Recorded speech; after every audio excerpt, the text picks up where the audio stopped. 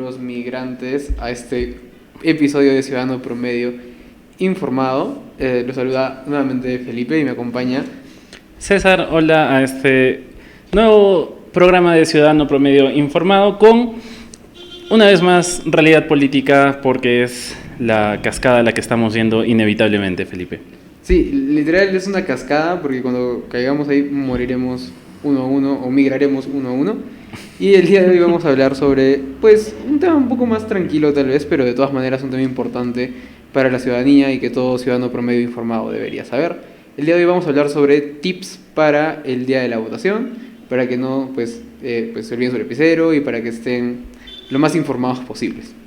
Ok, vamos a comenzar entonces con las cuestiones relacionadas a uno de los temas más importantes con respecto a la votación, que es el tema de la protección personal, en temas de qué cosas necesitamos llevar para la votación. Mascarilla fijo, pues, ¿no? O sea, digo.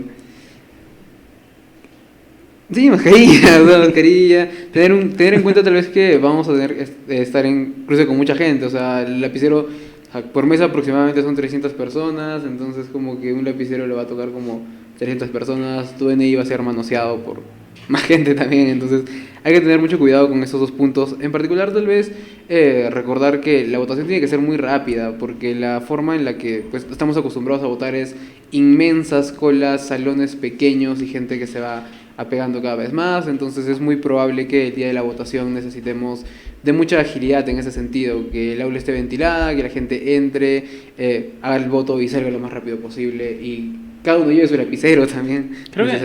Creo que uno de los mejores consejos que podríamos dar es el tema de los horarios que se han dispuesto para la votación, ¿no? Está Cierto. dividido por horas en función del final, del número final del DNI, me parece que es a las 9 de la mañana inicia con los que tienen al final del DNI el dígito 1 y así se alarga hasta las 7 de la noche con el número 0. Me parece que respetar eso va a ayudar mucho a que no se genere tanto hacinamiento al momento de votar, porque no sé cómo serán los locales de votación, no sé si estarán en lugares abiertos o preferirán algunos lugares cerrados pero que sean amplios, en el que no entre mucha gente. Creo que esa incertidumbre nos tiene que llevar a respetar estos horarios sobre todo. Sí, no solo el tema de los horarios, sino también se me ocurre ahorita que puede haber gente, tal vez por lesión de riesgo, ¿no? Me refiero específicamente a personas adultas, mayores, que hayan decidido cumplir con su deber cívico de ir a votar. Naturalmente, si es que vemos a alguien en la fila, sería pues muy mala onda de nuestra parte no darles el pase o darles una especie de voto más rápido, porque claramente son personas que si se exponen más al virus tienen más probabilidades de desarrollar síntomas graves, etcétera. Creo que es importante también un poco de como empatía con las personas, ¿no? Sí, y hay que recordar que se ha determinado que se puede generar una justificación por no ir a votar o incluso por no ser miembro de mesa cuando se cumplen estos requisitos, ¿no? Ser una persona, por ejemplo, mayor de 65 años, que ya no es, que son población de riesgo y ya no es necesario que voten ellos, o personas que están en situación de riesgo, la muerte de un familiar cercano, y todo eso se puede tramitar a través... Y personas que estén enfermas, porque personas que presentan síntomas claramente no deberían estar yendo a votar. Es una situación como complicada, votación en pandemia, otros países lo han vivido y pues tenemos que seguir y continuar con pues, nuestra vida democrática, ¿no? Claro, entonces esas son unas cuestiones importantes. Hay, me parece algo que medio polémico, que es el tema de quitarse la mascarilla para que los miembros de mesa te puedan reconocer. Está eso medio complicado, ¿no? O sea, si es que se va a hacer, no sé si es que es obligatorio o no, pero si es que lo van a hacer hay que tratar de mantener siempre la distancia. Sí, o sea, ¿no? la indicación es clara, ¿no? Solo es una identificación rápida de tu rostro para evitar cualquier tipo de suplantación. Y es que ese también va a ser todo un problema, porque si te pones a pensar, como la reunión que estuvo cerrada, la cantidad de DNIs caducados que se van a poder utilizar ahora es mayor, entonces... Sí, de por sí hay problemas, ¿no? Cuando tienes el cabello más largo, por ejemplo, o si tienes barba, ya hay algunos que como que te miran raro cuando no había estado de la pandemia, sin mencionar, para no adentrarnos en ese tema, por ejemplo, de las personas trans, que también han tenido muchísimos problemas que deberían solucionarse. O sea, imagínate, se le está sumando algo adicional, que es el tema de usar la mascarilla, ¿no? Va a estar complicado. Sí, va a estar bastante complicado, pero a lo que iba también es, o sea, es que es la dicotomía, ¿no? Entre suplantación de identidad o asegurarnos de que sea la persona, pero a costa de poner en riesgo a los miembros de mesa, a los votantes que están alrededor, a los miembros de otras mesas, vulnerar otro tipo de derechos. Entonces es todo un chongo, ¿no? Pero hay que tratar de llevarlo con la mayor calma posible. Si es que alguno de nosotros pues, nos piden quitarnos la mascarilla, tratemos de mantener la distancia, que sea una pues, acción rápida y dejarlo ahí, ¿no? Sobre el tema de lo rápido, ¿no? Sí, mientras rápido. más rápido votemos, más rápido salgamos de ese lugar, menos tiempo estemos expuestos a la gran cantidad de personas, va a ser lo mejor, ¿no? Sí, crucial y determinante. Sí, eso es con respecto a los temas de protección. Y ahora con respecto al tema del voto, ¿qué cosas podríamos nosotros ver? Creo que uno de los primeros es el tema del voto en bloque, ¿no? Es algo que nos puede ayudar a votar y a decidir rápidamente para poder permanecer la menor cantidad de tiempo posible en la mesa de votación. O sea, claramente con la oferta política que tenemos, creo que el que menos tiene su voto decidido a estas alturas, hay un montón de gente que, o sea, en las mismas encuestas, ¿no? Nadie pasa el 10%, excepto en alguna rara encuesta en la que el escándalo está como con 14, creo. Pero sí, o sea, la mayoría de gente estamos como en una indecisión tremenda, entonces lo que deberíamos tratar de hacer, creo yo, es justo lo que dice César. Pensemos en qué partidos jamás votaríamos, por qué partidos no creen que deberían llegar al poder y finalmente descartarlos tanto en Congreso como en pues presidencia, ¿no? Sí, este tema del descarte creo que ayuda mucho a tomar una decisión. De eso vamos a hablar más a profundidad en el siguiente bloque. Pero para descartar candidatos hay que ver cosas rápidas quizás, ¿no? Si los congresistas no nos gustan, creo que ya es un buen indicio para descartar algunos candidatos porque sabemos que estos candidatos requieren del apoyo de los congresistas dentro del poder pues, legislativo, ¿no? Entonces, ahí ya podríamos generar un descarte rápido para votar más rápido, básicamente, ¿no? Sí, lo que nos lleva al segundo punto que sería tal vez el tema del voto cruzado, o sea, porque hay que tener cuidado con la idea de yo apoyo un candidato porque me parece que la presidencia es chévere, pero luego digo, no, el Congreso tiene que ser una oposición. Recordemos el Congreso de oposición de Keiko Fujimori hace 2 congresos, ¿no? Del Congreso vacado y lo terrible que fue esa oposición, lo poco práctico que era, lo poco democrático que era y hasta dónde nos sumieron, ¿no? Porque adiós PPK, Vizcarra, Merino y bueno, aquí estamos una vez más, entonces cuidado con el voto cruzado, habría que tener en cuenta si es que se quiere una oposición, tal vez buscar ideologías como contrarias, pero evitar tal vez el hecho de pensar que una oposición siempre va a ser buena. Creo que ya tenemos un gran antecedente de que no es así, entonces un segundo criterio tal vez podría ser ese, ¿no? Sí, y recordar que en el tema del voto cruzado también tenemos que elegir a un solo partido. No podemos poner dentro del voto preferencial a un candidato de un partido y en el segundo voto preferencial a otro, porque eso anula nuestro voto, ¿verdad? Tenemos que elegir en cada una de las partes de la cédula, ya sea la presidencial, la del Congreso o la que nadie sabe para qué es, el Parlamento andino, siempre decidir solamente por un partido. No en el caso del segundo, que es el tema del Congreso, no elegir a 2 candidatos de 2 partidos diferentes porque eso anula nuestro voto. Sí, y ojo con eso, porque hay campañas de desinformación tremendas, ¿no? Yo leí un tuit que decía, si López Aliaga no va, entonces tacha una X sobre su símbolo, o sea, no jodas, o sea, eso es claramente, es campaña sucia, ¿no? Y hay gente que se la cree, entonces no, como buenos ciudadanos promedios informados, no caigan en ese juego sucio y traten de generar un voto consciente, un voto tranquilo, un voto por el que ustedes se sientan representados, pero siempre tomando en cuenta las referencias anteriores que tenemos, sobre todo con gente como por ejemplo Fujimori y las nuevas cepas fujimoristas, ¿no? Como las han llamado por ahí. Claro, podríamos recordar también aquellos partidos que propiciaron el golpe de Estado del año pasado que puso a Merino como presidente, ¿verdad? Entonces, creo que hay ciertas cosas que nos dan luces para saber, determinados partidos, determinados candidatos tienen formas de actuar que no son adecuadas o no nos representan a nosotros, porque al final termina siendo eso, nosotros tenemos que elegir a aquellas personas que creemos nosotros son la mejor representación de lo que somos como país, son la mejor representación de lo que somos como sociedad. Sí, creo que en conclusión podríamos decir que, pues, si van a votar, cuando tenemos una oferta política tan jodida, lo que tienen que hacer es pensar en quiénes son los más malos de los malos y pensar en cuál es el que, al menos de alguna manera, genera algún tipo de representatividad en ustedes y al final generar, pues, una crucecita sobre el símbolo y cuidado con el voto cruzado, no vayan a viciar su voto sin querer. Sí, muy bien. Con eso terminamos este primer bloque. No olviden llevar su lapicero, creo que es una de las recomendaciones más importantes. Y terminamos con eso el primer bloque. En el segundo vamos a hablar sobre el tema de la dificultad para elegir y la reflexión necesaria para poder saber, sobre todo, por quién vamos a votar. Volvemos. Soy Rosa, Rosita para los amigos. Hace 5 años inicié mi propio emprendimiento, pero tuve que cerrar por esta pandemia. Ahora, con un poquito de creatividad, pude adaptarme y he vuelto con más fuerza. Y es que con la ayuda de mi caja Huancayo, la reactivación económica sí se puede. Soy Carlos, barman. Perdí mi trabajo por el COVID y gasté todos mis ahorros para seguir solventando a mi familia. Pero no me preocupa, sigo optimista, con más ganas de seguir chambeando, porque con la ayuda de mi caja Huancayo, conseguir lo que deseo sí se puede.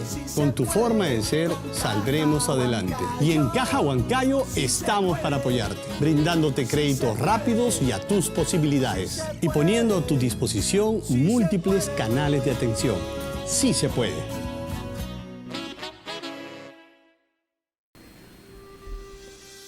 Muy bien, bienvenidos al segundo bloque de Ciudadano Promedio Informado. Una de las preguntas y encuestas más interesantes fue: ¿qué venderías tú cuando migres a causa de que determinado candidato gane la presidencia? ¿No? A mí me pareció curioso que gane el chicharrón de pota y no anticuchos, algo más criollo, ¿no? Claro, unos tamalitos, ¿no? Independientemente de a quién se le está atribuyendo esta razón por la cual nosotros vamos a migrar, yo creo que presidente que se elija la va a tener muy jodida para poder gobernar, y seguramente muchas de las personas, nosotros, no sé, personas promedio, vamos a querer pues abrirnos camino, no sé si acá o migrar como una opción a pesar de la pandemia, ¿no? Es por eso que nosotros tenemos que discutir, y vamos a discutir en este bloque sobre el tema de la dificultad que nosotros tenemos para elegir y sobre la reflexión necesaria para poder tomar una decisión tan importante como es un presidente, ¿no? Sí, definitivamente. Al margen de los memes, que creo que con César siempre decimos que Perú es la capital del meme, porque, o sea, pasa algo inmediatamente. Lo maravilloso de Perú son los memes y la forma en la que, no sé, escapamos de la realidad, tal vez por lo triste que es nuestra oferta política y lo jodidos que podemos estar en algunos aspectos. Y frente a esa realidad, pues creo que se genera una reflexión importante a partir de lo que podríamos llamar ruido, ¿no? La forma en la que no, pues nos distraemos o generamos un escape de cosas importantes que deberíamos estar reflexionando. Un ejemplo tal vez súper sencillo es ponerse pues unos audífonos, música, y evitar tener pensamientos recurrentes sobre temas importantes, ¿no? Y nos preguntan por quién vamos a votar y prefiero ver, no lo sé, al fondo de sitio por 9ª vez. Entonces hay que tener en cuenta que la forma en la que estamos generando reflexiones y buscando nuestros votos están como influenciadas por muchas cosas externas que normalmente no nos dejan como penetrar realmente en el tema de fondo. Creo que es importante recordar que este tema de la reflexión siempre tiene que partir de nosotros, ¿no? El tema, por ejemplo, del ejercicio político es que tendría que ser un ejercicio que nos permita reconocer a alguien que realmente nos represente. Y existe una gran cantidad de este ruido del que nosotros estamos hablando, que está relacionado, por ejemplo, con las noticias, con las redes sociales, con las distracciones personales en general, ¿no? Ponernos a jugar videojuegos para alejarnos un poco de esa decisión, de esa realidad tan dura que tenemos que afrontar, un poco genera ese ruido en nuestro interior que no nos permite reflexionar adecuadamente. Y o sea, no verlo solo desde un punto de vista, si quieren, como, no sé cómo llamarlo, de superioridad moral, o sea, en plan de...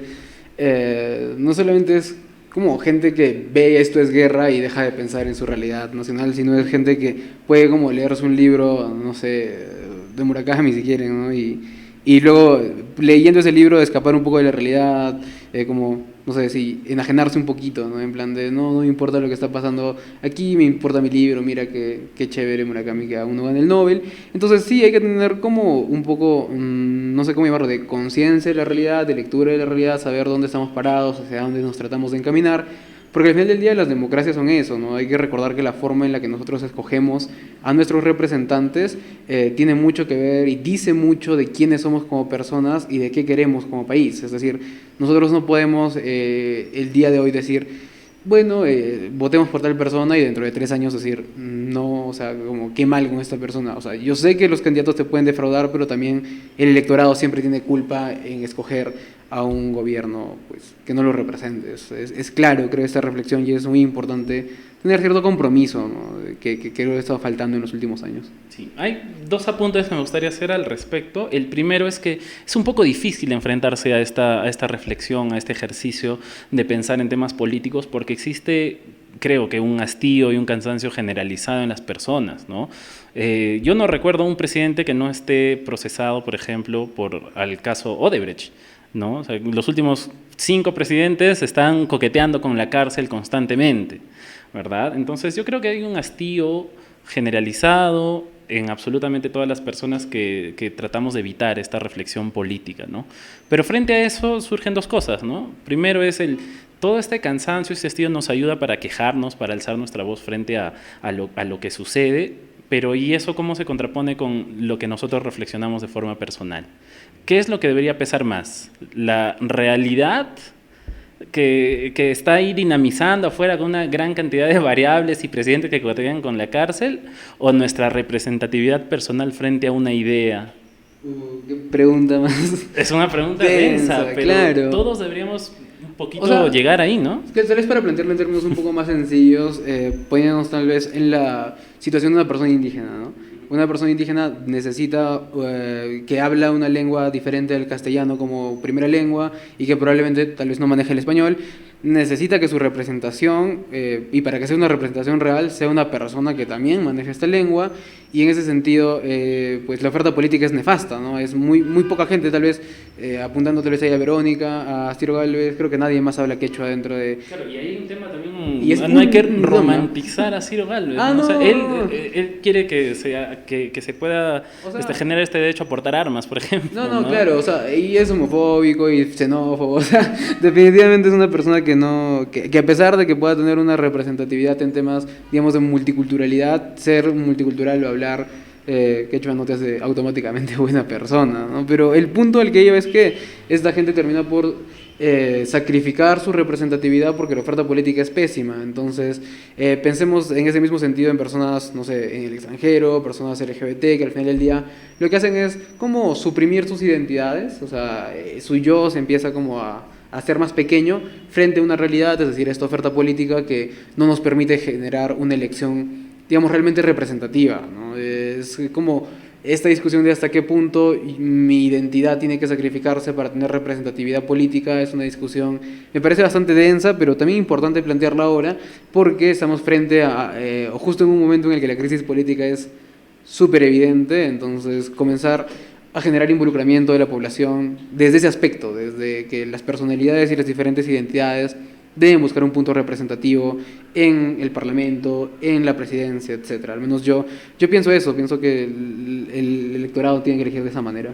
Y ahí volvemos una vez más al tema del ruido, ¿no? Porque creo que los medios de comunicación están absolutamente centralizados, ¿no? Yo estoy seguro que si acá en Huancayo, por ejemplo, buscamos y preguntamos a las personas sobre congresistas, no es que no sepan sobre congresistas de Huancayo, pero estoy seguro que sí van a saber sobre congresistas de Lima. Sí, triste también, porque es un centralismo duro y puro, ¿no? Sí, muy probablemente sí, aunque igual hay que tomar en cuenta que la gente del Congreso de Lima tiene como, pues no sé, ya tiempo en otros congresos o ha estado presidiendo otro tipo de cosas, entonces es otro tema importante, ¿no? Ver cómo es que la comunicación siempre está sesgada a temas que consideramos más relevantes. Tal vez la idea entre capital y provincia termina por ser una idea que socava los intereses que podríamos llegar a tener como electores, y prestar atención tal vez a nuestra realidad inmediata más que a la realidad de otros lugares, ¿no? Es como la típica imagen que ha salido hace todos estos días, ¿no? De la gente preocupada porque Verónica Mendoza cobre un 1% a la gente que tiene más de 100 millones de soles en ahorros, creo, y la gente dice, no, nos van a robar, pero, o sea, claro. Me pregunto, ¿en tu cuenta del banco tienes 100 millones de soles? Yo no. No, yo tampoco, ¿no? Es más, auspíciennos para tener algo que comer, de verdad. claro, a todos los chifas saben que los auspicios están abiertos, estaremos gustosos de hacerles publicidad. Pero volviendo al tema de la representatividad, eso de lo personal es tremendamente importante porque eso en realidad genera el ejercicio democrático, ¿no? Nosotros no queremos que todas las personas piensen igual y fundar un nuevo país en el que todos seamos absolutamente progres, absolutamente derecha, absolutamente religiosos, sino queremos que existan personas que de su propia personalidad, valga la redundancia, se reconozcan a sí mismos como, hey, yo soy parte de una población indígena, yo soy peruano en el extranjero que quiere, desde mi visión de persona migrante, esto para mi país, ¿no? Y que eso se transforme en una representatividad, por ejemplo, en el Congreso en función de los intereses personales, ¿no? En definitiva, sí, sí. En definitiva, la reflexión que hemos tratado de plantear en este momento me parece que es tomar en cuenta sus propias personalidades al momento de escoger un político. Ya no solamente hacer como una lista general de no, yo no votaría por Fujimori, sino hacer una introspección un poco más fuerte, pensar en quiénes somos, en qué somos y en qué queremos para nosotros y para el futuro, pensar en que nuestra personalidad tiene que verse reflejada en un congreso, en que si estamos a favor o en contra de ciertas medidas que pueden ser cuestionables, eso efectivamente dentro de los congresos prime y evitar el hecho de pensar, bueno, no podemos cambiar nada porque creo que ese pensamiento se ha repetido mucho y al final hemos elegido pues al mal menor, ahora busquemos la representatividad mayor, diría yo.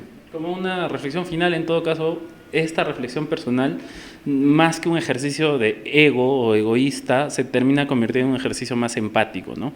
Yo me reconozco a mí, reconozco mis necesidades y las cosas que quiero para temas representativos en política y voy a poder saber y reconocer que alguien diferente a mí está haciendo exactamente lo mismo, ¿no? Personas con discapacidad, disidencias de género, que tienen luchas que son durante mucho tiempo opacadas, nadie las toca, también son igual de válidas que la de cualquier empresario. O sea, la política sí o sí tiene que incomodar un poco, ¿no?, a algún grupo, porque si no, no es política y porque si no, no hay representatividad real. Exacto, pero en esta reflexión creo que se genera un poco más de empatía de todos necesitamos algo porque tenemos intereses y representatividad diferente, ¿no? Como diría Doki, todos somos necesarios. Exacto.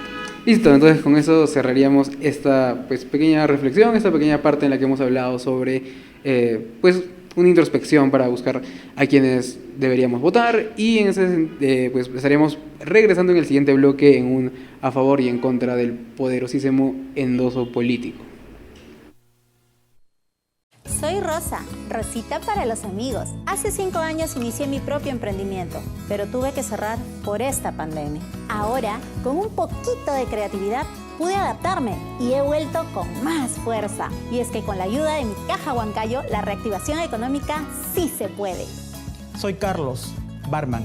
Perdí mi trabajo por el COVID y gasté todos mis ahorros para seguir solventando a mi familia. Pero no me preocupa, sigo optimista, con más ganas de seguir chambeando, porque con la ayuda de mi caja Huancayo, conseguir lo que deseo sí se puede. Con tu forma de ser, saldremos adelante. Y en Caja Huancayo estamos para apoyarte, brindándote créditos rápidos y a tus posibilidades, y poniendo a tu disposición múltiples canales de atención. Sí se puede.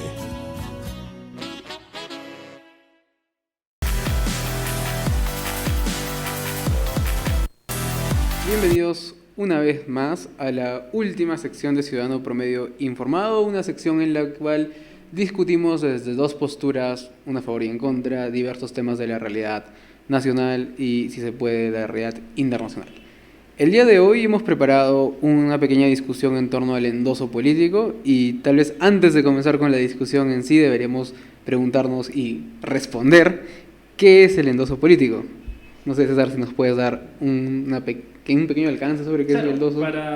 Para ponerlo en sencillo, un endoso político, un endoso en general, es cuando una persona, una personalidad, un personaje da su apoyo, no sé si interesado o desinteresado, usualmente es desinteresado, por algún candidato, ¿no? Con el afán de que hey, este candidato debería tener más votos y le presta básicamente su popularidad, le presta su visibilidad para conseguir esos votos, ¿no? Claro, es directamente pues Ricardo Morán diciendo hay que votar por Verónica Mendoza, ¿no? O sea, literal ese es un endoso, entonces habría que pensar un poco en cuáles podrían ser las posibles ventajas que algún candidato podría llegar a tener este endoso, pero también, y tal vez me gustaría plantear la discusión no en su generalidad abstracta, sino en su pues futuro concreto. Me refiero a que en una segunda vuelta tenemos una cantidad de oferta política tan polarizada, con donde la gente pues no llegan al 10% en las encuestas. Entonces, definitivamente, en una segunda vuelta, entre los candidatos se van a tener que apoyar el centro, la derecha, la izquierda, o es lo que se espera, porque ya no sabemos qué esperar de los políticos, y tal vez desde ahí pensar en cuáles podrían ser los posibles beneficios de un endoso y cuáles, pues, no lo serían. Ok, bien. Hoy tú vas a comenzar con la postura a favor y yo voy a cerrar con la postura en contra. Excelente. Entonces, por la postura a favor tengo dos razones particulares.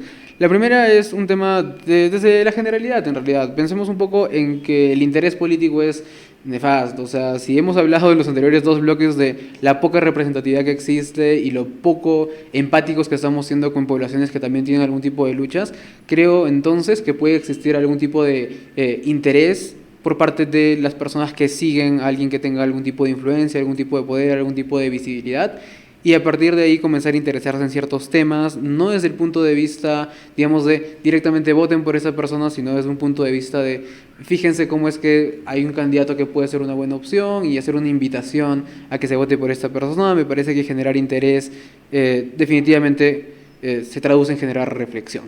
Pero un segundo punto, y me parece que tal vez sería el importante dentro de esta discusión, es pensar un poco en que la oferta política está tan dividida que es muy complicado saber cuál va a ser el destino del país. Es decir, si nosotros entendemos que existen cuatro candidatos que se supone son más o menos de derecha, por ahí al escano, pues nadie sabe qué es exactamente. Hay gente, o sea, los de izquierda le dicen que es de derecha, los de derecha le dicen que es de izquierda. Uno nunca sabe cómo funciona ese tema en Perú. El punto es acá que tenemos, pues, digamos, a Lescano, a Keiko, a Rafael López Aliaga y a Hernando de Soto, que son como todos, pues, del ala fujimorista, si se quiere. Y el punto acá es que están súper divididos. Entonces, en una eventual segunda vuelta, muy probablemente el endoso sea entre ellos mismos. Y esto me parece que puede ser positivo en dos sentidos. El primero es que finalmente cuando hay un endoso podemos direccionar el país a un punto en particular. O sea, puedo no estar de acuerdo con cosas como por ejemplo la izquierda o la derecha, pero creo que es 1000 veces mejor saber hacia dónde nos estamos encaminando para poder tomar precauciones y para poder pensar en cómo se va a desarrollar el país, a por ejemplo no saber cuál va a ser el destino del país. Entonces, en ese sentido creo que el endoso nos puede dar una salida clara, tal vez por ejemplo a Verónica y Castillo dándose los votos, también a Guzmán tal vez a Verónica, o no sé si tal vez algún otro candidato de centro como podría ser Forsyth Salaverry, pero al final eso nos da pues una dirección. Y en último lugar tal vez pensar en que esto nos puede comenzar a revelar cuáles son los verdaderos intereses de los partidos. Es decir, si ahorita no sabemos cuál es el interés de Soto en postular, sino tal vez pues el tema de dejar al libre mercado hacer del Perú una fantasía, entendemos que es necesario como revelar un poco las máscaras, ¿no? Ver si específicamente Hernando de Soto es o no es fujimorista, si su pasado con fotos con Fujimori y otro tipo de dictadores sigue vigente en su pensamiento actual. Creo que esos serían como los principales beneficios que podría encontrar del endoso y en general para poder apoyar un movimiento de endoso, ¿verdad? No sé, César, ¿qué tienes que decir? Ok, sí, bueno, vamos con la postura en contra, que es una postura un poco más a lo personal de aquellas personas que hacen el endoso político. La primera razón por la cual estoy en contra del endoso político es básicamente porque es un ejercicio de ego, pero que no viene solo, sino que viene con una limpieza de manos al final. ¿Qué es lo que sucede? Primero, el endoso político lo suelen hacer personas que están de cierta forma familiarizadas con el mundo político, ¿verdad? Como Vargas Llosa lo hizo con Ollanta. Pero, ¿qué sucedió cuando el gobierno de Ollanta Humala no es lo que prometió que fuera, la gran transformación? ¿No? Solamente se transformó Ollanta Humala en cosito. Esa fue la gran transformación que trajo el gobierno de Ollanta Humala, ¿no? Pero ¿qué pasó con Vargas Llosa después de ese endoso político? ¿Pasó algo? ¿Le quitaron el Nobel? ¿Bajó la venta de sus libros? No, ¿verdad? Entonces es un ejercicio de ego. Vargas Llosa se mete en política y yo soy una persona que debería estar capacitada para que la gente me siga, pero luego no paga las consecuencias de lo que él intentó propiciar. Ese es mi problema principal con el tema del endoso, ¿no? Y no hablemos del endoso de cualquiera, porque esta sería la segunda parte, ¿no? Ahora, este ejercicio de ego nos lleva a cualquiera hace un endoso político. A ver, señores que van a ser endoso próximamente y para la segunda vuelta van a aparecer una recatafila de personas que van a endosar a alguno de los dos candidatos. Si es que van a endosar a alguien, por favor tengan cierto grado de influencia. Acá en Huancayo no sé quiénes van a endosar. Se me ocurren algunos ex gobernadores regionales de dudosa calidad que van a salir a endosar algún tipo de candidato. A ver, no sé, yo no les creo. Yo preferiría que alguien de acá de Huancayo con muchísima mayor credibilidad de influencia como Nea Paz endose a alguien, le voy a creer seguramente muchísimo más, porque hace un mejor trabajo y es más influyente que cualquier político de la región, ¿ok? Pero eso termina siendo fastidioso, ¿no? O sea, es yo soy garantía de que este político va a hacer algo bueno. Brother, no te creo, lo siento. Como Willer metiendo las manos al fuego por Alan García, ¿no? Claro, metiendo las manos al fuego, pero no pudo parar una bala, ¿no? Entonces, y la otra cosa que me hace ruido del endoso es el tema de que se termina idolatrando a las personas, ¿no? Yo voy sale tal persona famosa, yo qué sé, ¿no? Mickey Mouse endosa a tal candidato.